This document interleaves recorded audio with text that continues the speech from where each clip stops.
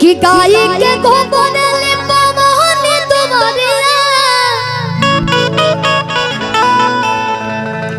कि लाल चटकार मंगवान चुनरिया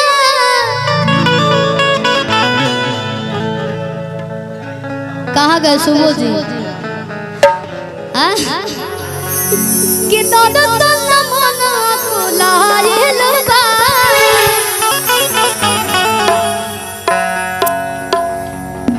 भक्त कहते रहे हे चंदा मामा कहे हो तो माय लगे जाए के हमारो घर काला सारा खायल बा। नवरात्र में कलसा सबके घर में रखला माई के पूजा बड़ा धूमधाम से होला। तो भक्त कहत रहे कैसे कि गाय के गोबर ले पवन तुम्हारिया कि लाल चटकार अरे मंगवान चुनरिया कि दर्शन मनवा को ए चंदा मामा कहे हो तुम माई लखला के हो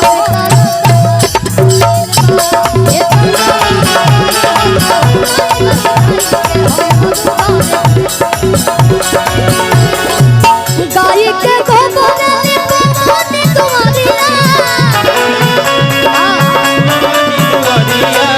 लाल चटकार हम भगवान चुनरिया गाय के गोबर ले पवन तुम्हारिया लाल चटकार हम भगवान चुनरिया गोदतल मनवा कुलाए चंदा मामा माई लगला के हमरो घर काला सारा खाइल बा।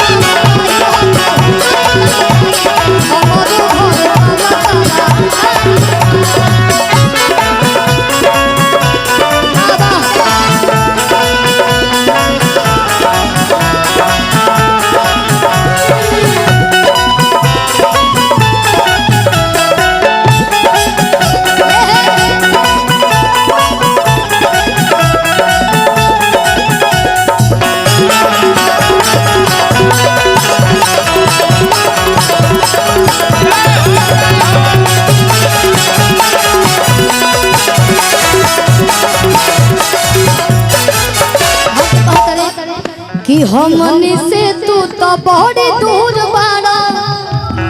कि तोहारा से दूर बाकी ढेर ना सदा गावा होई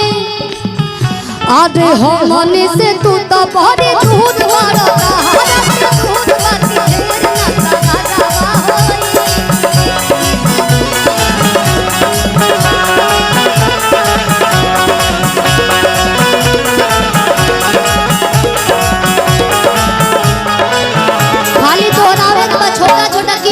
कमालू भैया ऊपर से देख ले भाई के भवन तेज हमने से नयन तहरा लगावा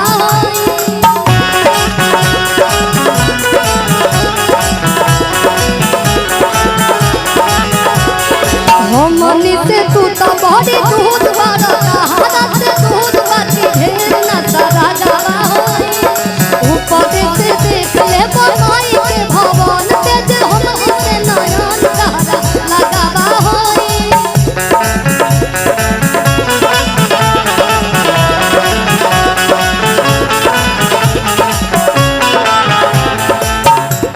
कि पूजा के सामान सब जुटाइले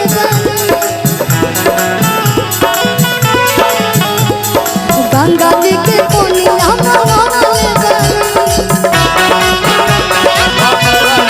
पूजा के सामान सब जुटाइले गंगा जी के पानी कि पंडित जी के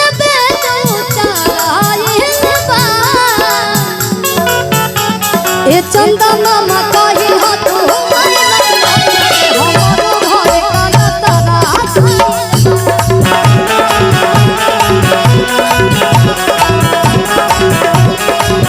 ए चंदा मामा कहे हो